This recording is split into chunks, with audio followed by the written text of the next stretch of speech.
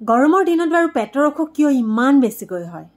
লক্ষ্য কৰিছোঁ যোৱা এক মাহৰ পৰা অপিডিত পেচেণ্টৰ সংখ্যা ইমান বাঢ়িছে যিসকলে নেকি লুজ মোশ্যন, ভমিটিং, ডিহাইড্ৰেশ্যন আৰু চিভিয়াৰ উইকনেছ লৈ পেলাই অপিডিত আহে। আৰু একেধৰণে বহুত মানুহে ফোন কৰে যে মোৰ লুজ মোশ্যন হৈছে, পায়খানা হৈছে, ডায়েৰিয়া, ডিচেণ্ট্ৰি, ইমান উইক হৈ গৈছোঁ, কি কৰিব লাগিব? গতিকে চাওক, যেতিয়া আপোনাৰ লুজ মোশ্যন হয়, পাতল পায়খানা হয়, জ্বৰ থাকে, ডিহাইড্ৰেশ্যন হয়, বহুত বেছি উইকনেছ হৈ যায়, তেতিয়াহ'লে আপোনাৰ জানিব আপোনাৰ বেক্টেৰিয়েল ইনফেকশ্যন নাইবা পেৰাচাইটাল ইনফেকশ্যন আপোনাৰ পেটত আক্ৰমণ কৰিছে। আৰু এই গৰমৰ দিনকেইটাত কিয় ইমান বেছিকৈ হয়? কাৰণ গৰমৰ দিনকেইটাত আমাৰ সহজতে খাদ্যবস্তু প্ৰদূষিত হয়। নম্বৰ 2, ৱাটাৰবৰ্ন ডিজিজবিলাক গৰমত বেছিকৈ হয়। নম্বৰ 3, আমি কোনো ধৰণৰ বাছ বিচাৰ নকৰাকৈ য'তে ত'তে খাদ্যবস্তু গ্ৰহণ কৰোঁ। নম্বৰ 4, এই যে হাতকেইখন আমি ভালকৈ চাফা নকৰোঁ, ভালকৈ নুধুওঁ খোৱাৰ আগতে, যাৰ ফলত আমাৰ মুখেদি যিকোনো সময়তে যিকোনো মুহূৰ্ততে সেই বেক্টেৰিয়া, ভাইৰাছ, পেৰাচাইটছবিলাক ভিতৰত সোমাই যায় আৰু আমাক আক্ৰমণ কৰে আৰু আমি একদম বেমাৰত ভাগি পৰোঁ। গতিকে আমি যেতিয়া এই ৰিজনবিলাক জানিম কি কাৰণে আমাৰ এই লুজ মোশ্যন বা ডিহাইড্ৰেশ্যন বা ডায়েৰিয়া হৈছে, আমি তাক সহজতে প্ৰিভেনশ্যন কৰিব পাৰিম। মই যে আপোনালোকক কোনো ধৰণৰ মেডিচিনৰ কথা ক'বলৈ বিচৰা নাই, কিন্তু এই যি ডায়েৰিয়া, ডিচেণ্ট্ৰি, আমি ইমান সহজতে ইয়াক প্ৰিভেণ্ট কৰিব পাৰোঁ, যিটো নেকি আমাৰ এৱেৰনেছ নাথাকাৰ কাৰণে এই সামান্য বেমাৰটোৱে আমাক বহুত বেছি আক্ৰমণ কৰিব পাৰে আৰু একদম লাষ্ট মোমেণ্টলৈ লৈ যাব পাৰে।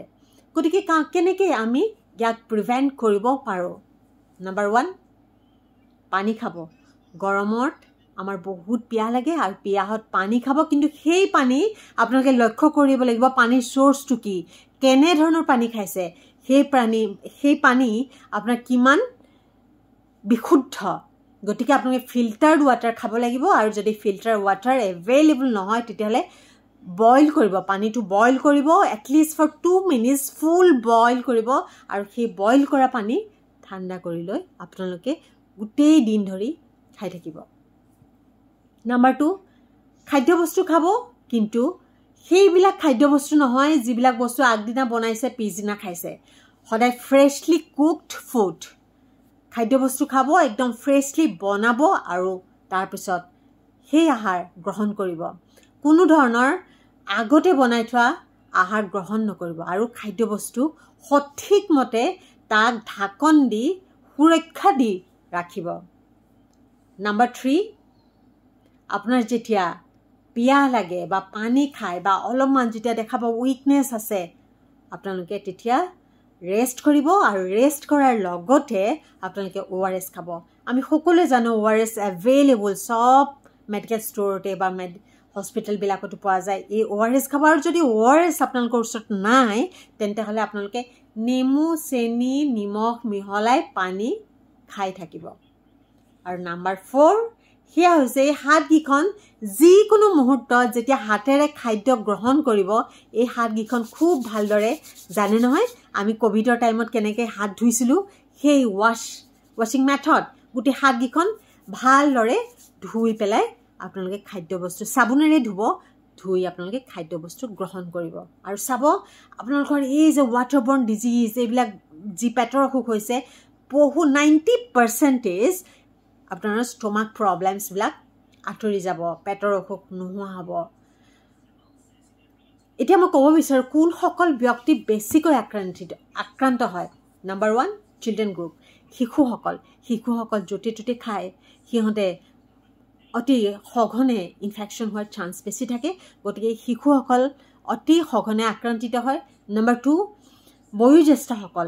বয়োজ্যেষ্ঠসকল আক্ৰান্তিত হয়। নম্বৰ 3, প্ৰেগনেণ্ট লেডিসকলক খুব সুৰক্ষা দি ৰাখিব লাগে, তেওঁলোকো অতি সহজে আক্ৰান্ত হয়। নম্বৰ 4, যিসকল ব্যক্তি ইমিউনিটি কম, যিবিলাক ব্যক্তিয়ে বহুত দিন ধৰি দীৰ্ঘকালীন বেমাৰত ভুগি আছে, তেওঁলোকেও সহজে ইনফেকশ্যনৰ বলি হ'ব পাৰে। আৰু আপোনালোকে হস্পিটেল ভিজিট কৰিব লাগিব, আপোনালোকে ডক্টৰৰ ওচৰত যাব লাগিব, কিন্তু কেতিয়া যাব লাগিব?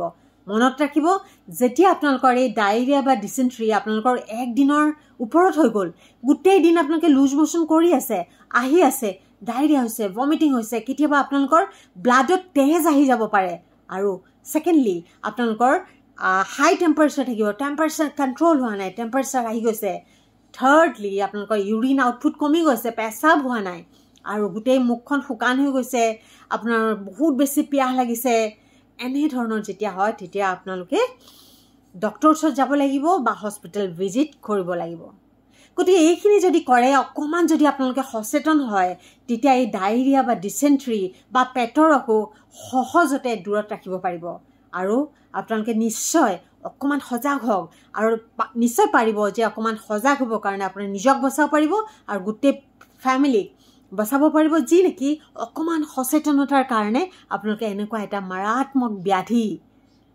দূৰত ৰাখিব পাৰিব গতিকে বন্ধুসকল আজিলৈ ইমানেই কৈছোঁ আপোনালোকে নিজৰ স্বাস্থ্যৰ যত্ন ল'ব আৰু আপোনালোকৰ যদি এই ভিডিঅ'টো ভাল লাগিছে তেতিয়াহ'লে লাইক কৰিব শ্বেয়াৰ কৰিব আৰু ছাবস্ক্ৰাইব কৰিব থেংক ইউ